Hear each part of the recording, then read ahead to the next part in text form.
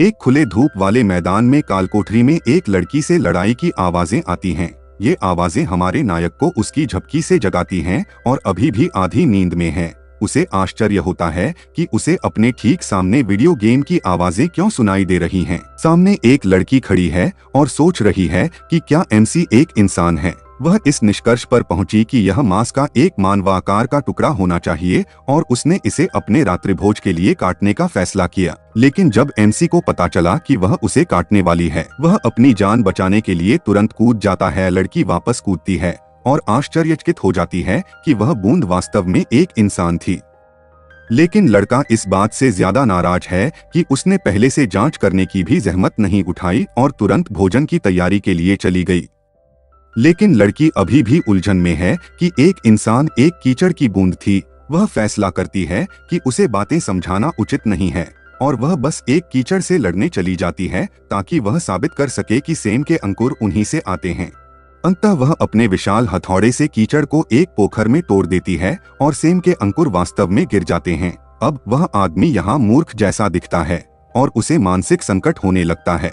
वह लड़की से पूछता है कि क्या वास्तव में बीन स्प्राउट्स इसी तरह बनते हैं, और वह उसे ऐसे देखती है जैसे वह फिर से बेवकूफ हो और उसे बताती है कि सब कुछ राक्षसी बूंदों से आता है। आपके भोजन से लेकर आपके उपकरण तक सब कुछ राक्षसी बूंदों से प्राप्त हुआ है। यह सिर्फ सामान्य ज्ञान है। वह फिर उसे बेवकूफ कहने लगती है। जब वह कालकोठरी से गुजर रही होती है तो वह आदमी उसका पीछा करता है और उससे पूछता है कि क्या वे बेवकूफ हैं, अभी भी जापान में है, लेकिन उसने इस शब्द के बारे में कभी नहीं सुना है। वे चलते रहते हैं और लड़की को एक और कीचड़ मिलती है जिसे वह फिर से अपने हथौड़े से कुचल देती है और लड़का पूछता है कि वह केवल कीचड़ क्यों मार रही है। वह जवाब देती है कि ऐसा इसलिए है क्योंकि जिस कालकोठरी में वे हैं वह स्तर 1 है और केवल कीचड़ पैदा करती है। फिर वह पूछता है कि वह उच्च स्तर की चीजों के पीछे क्यों नहीं जाती और वह स्वीकार करती है कि वह एक मूर्ख है। वह कहती है कि यदि कोई कड़ी मेहनत करता है तो वह एक स्तर ऊपर जाकर लेवल 2 तक जाने में सक्षम हो सकता है।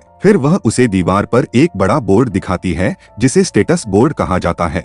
वह अपना हाथ क्रिस्टल पर दबाती है और बोर्ड उसकी स्थिति दिखाता है। लड़का उसके आंकड़ों का विश्लेषण करता है और निष्कर्ष निकालता है कि वह एक पावर प्रकार के निर्माण के लिए जा रही होगी। फिर वह स्क्रीन पर वापस देखता है और देखता है कि स्टेटस का एक दूसरा पेज है। लड़की फिर उसे अगला पेज दिखाती है जिसमें ड्रॉप स्टेटस होता है। यह मूल रूप से गचा गेम में भाग्य का आंकड़ा है और यह तय करता है कि जब आप एक राक्षस को मार देंगे तो आपको कितनी गिरावट मिलेगी। यह सब सीखने के बाद वह अब बोर्ड पर अपनी स्थिति की जांच करने का प्रयास करना चाहता है और जब वह अपने पास मौजूद क्रिस्टल पर अपना हाथ रखता है, उन आंकड़ों के साथ वह जो एकमात्र स्तर प्राप्त करने जा रहा है वह स्तर 1 है। फिर वह अपनी ड्रॉप स्थिति की जांच करता है और स्क्रीन को देखने से डरता है।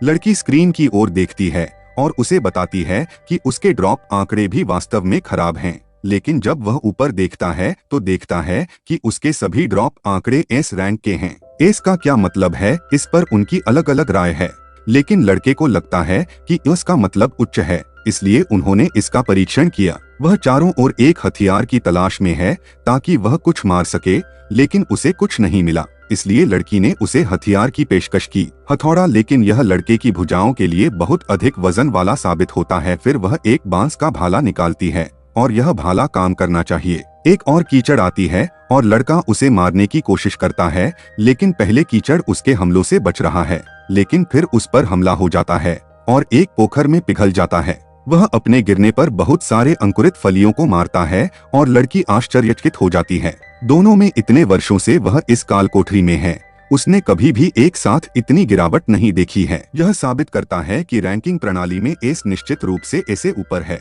लड़के का पेट फूलने लगता है और लड़की सुझाव देती है कि वे साथ में खाना खाएं।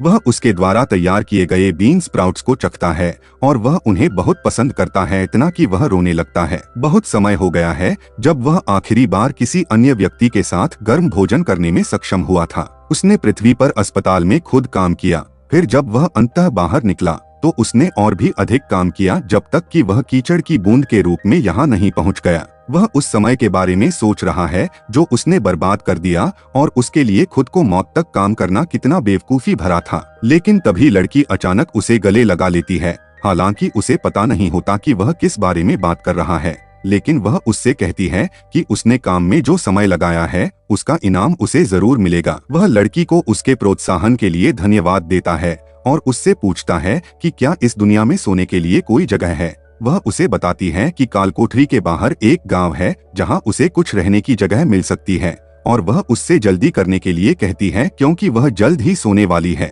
उससे पूछता है कि क्या वह वास्तव में कालकोठरी में सोने जा रही है और वह बताती है कि उसकी हालत बहुत खराब है, इसलिए वह एक अपार्टमेंट में रहना बर्दाश्त नहीं कर सकती। हालांकि एक अपार्टमेंट में रहना उसका सपना है। वह उसे शिकार में मदद करने के लिए अपना बांस का भाला देती है और वह उसे बाद में भाला लौटाने का वादा करता है। वह उसका नाम पूछता है और वह उसे बताती है कि यह एमिली ब्राउन है और वह उसे बताता है कि उसका नाम सेटो रयोटा है, लेकिन उसके पास इसका उच्चारण करने में कठिनाई हो रही है। बाद में सेटो गांव में है और वह अंततः इस दुनिया की अर्थव्यवस्था को समझना शुरू कर रहा है। दुनिया की मुद्रा पाइलोस है और सेम स्प्राउट्स के ढेर से आपको 200 पाइलोस मिलेंगे, लेकिन एक कमरे के लिए आपको प्रति रात 2000 पाइलोस और कुछ का खर्च आएगा। भोजन 500 पाइलोस है। अब जब उसे उन चीजों की कीमत पता चल गई है जो वह चाहता है, तो उसने अपने पैसे कमाने के लिए स्लाइम की हत्या करने की योजना बनाई। कुछ दिनों के बाद वह एमिली को गांव के एक अपार्टमेंट में लाता है। वह उसे अपार्टमेंट दिखाता है और वह आश्चर्यचकित है कि वह इसे खरीदने में सक्षम था। यह केवल 3 दिनों के काम में इसमें उसे प्रति माह $20,000 का खर्च आता है और वह और भी चकित हो जाती है। लेकिन फिर साडो उसे अपार्टमेंट की चाबियां सौंपता है और उससे कहता है कि वह यहाँ रह सकती है। वह इसे स्वीकार नहीं करना चाहती है, लेकिन सैडो जिद करता है और यहाँ तक कहता है कि वह उसके लिए सारा किराया देगा। यह उसके द्वारा उसके साथ साझा किए गए भोजन के लिए उसे धन्यवाद देने का उसका तरीका है। फिर वह जाने की कोशिश करता है, लेकिन एमिली उसे वापस खींच लेती है और कहती है कि उसे यहीं रहना चाहिए। यह स्पष्ट रूप से खुद पर अधिक काम कर रहा है और वह उसके लिए कुछ और सूप बना सकती है और वह उसके पास रहेगी और जब भी वह चाहे उसके लिए सूप बनाएगी, इसलिए उसे उसके साथ रहना चाहिए। अगले दिन साडो अपने द्वारा एकत्र किए गए कुछ बीन स्प्राउट्स को अपने एक परिचारक ऊर्जा के साथ बदलने के लिए गिल्ड में जाता है। वह उसके बीन स्प्राउट्स का वजन करती है और उसका कुल योग $1,900 निकलता है, लेकिन वह उसके लिए इसे $2,000 तक बढ़ा देती है क्योंकि वह हमेशा बहुत कुछ लाता है, यहाँ तक कि अपनी आश्चर्यजनक गिरावट दरों के बावजूद। अंकुरित फलियां आपको उतने पैसे नहीं दिलाती, इसलिए वह लेवल 2 कालकोठरी में जाने की कोशिश करना चाहता है जहां स्लाइम्स गाजर गिराते हैं। लेकिन एर्जा उसे एक नई कालकोठरी के बारे में बताता है जो हाल ही में सामने आई है। इसे निहोनियम कहा जाता है और नेपच्यून समूह जांच कर रहा है कि वहां क्या गिरा है। वह लाइन छोड़ने ही वाला है कि एर्जा ने अचानक उसे बाद में एक स्थानीय बार में जाने के लिए आमंत्रित किया, लेकिन सातो के पास पहले से ही रात की योजना थी, इसलिए उसे प्रस्ताव अस्वीकार करना पड़ा। जब वह घर पहुंचता है तो वह दरवाजे के बाहर 1 सेकंड के लिए इंतजार करता है क्योंकि उसे नहीं पता कि प्रवेश करने पर क्या कहना है। अंत में वह दरवाजा खोलता है और एमिली उसका स्वागत करती है। सातो को एहसास होता है कि घर बेदाग है।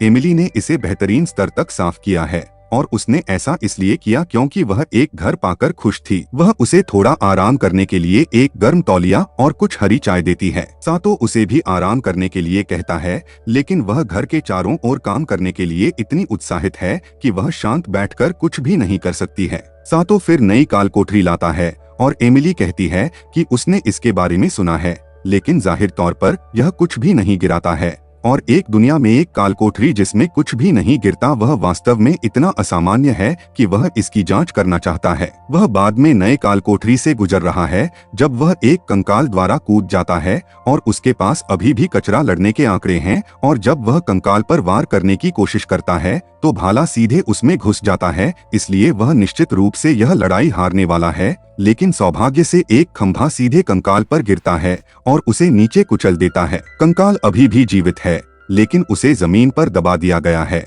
जिससे सातो उस पर बार बार वार करता है जब तक कि वह मर न जाए और उसके बाद एक बूंद बाहर आती है और सातो एक बीज उठाता है। जब वह अंततः बीज उठाता है तो वह तुरंत अवशोषित हो जाता है और उसे एक ध्वनि सुनाई देती है जो उसे बताती है कि उसकी स्वास्थ्य स्थिति बढ़ गई है। यह एक अद्भुत खोज है और वह तुरंत एमिली को बुलाने जाता है ताकि वे एक साथ उसकी स्थिति की जांच कर सकें। जब वे जांच करते हैं तो उन्हें पता चलता है कि उसकी स्थिति निश्चित रूप से बढ़ी है, यह F से C हो गई है। जो स्टेट पॉइंट्स में एक आश्चर्यजनक उछाल है। वे कंकालों की खेती शुरू करने और कुछ चीजों की खोज करने के लिए निकल पड़े। जब एमिली एक कंकाल को मारती है तो उसकी भयानक गिरावट दर के कारण कुछ भी नहीं गिरता है, और यदि वह सांतों की बूंद को छूने की कोशिश करती है तो उसका हाथ सीधे उसमें चला जाता है, जिसमें केवल वह ही बूंदें डाल सकता है और बूंदों को केवल वह ही छू सकता है। कुछ ऐसा है जो वास्तव में दुनिया में मौजूद नहीं होना चाहिए। यह आसानी से दुनिया को अराजकता में डाल सकता है। सेटो अब एकमात्र ऐसा व्यक्ति है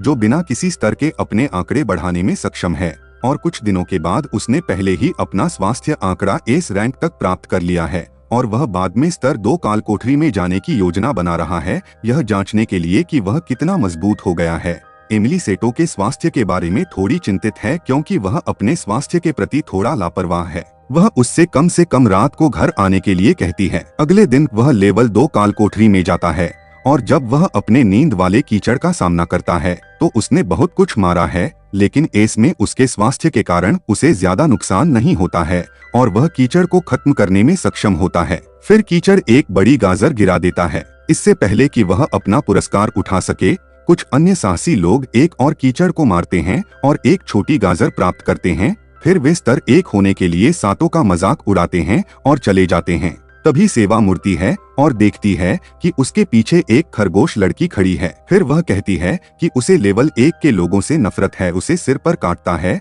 और फिर छोड़ देता है। बाद में सैटो एमिली को दिखा रहा था कि उसने आज कितना कमाया और उसे गाजर के लिए 8000 मिले। लेकिन तभी दरवाजे पर दस्तक होती है, और जब वह जांच करता है तो यह वही बनी लड़की है जो उसके सिर पर काटती है और कहती है कि वह प्यार करती है। देखने के लिए धन्यवाद। लाइक और सब्सक्राइब करना न भूलें। हम आपको अगले वीडियो में देखेंगे।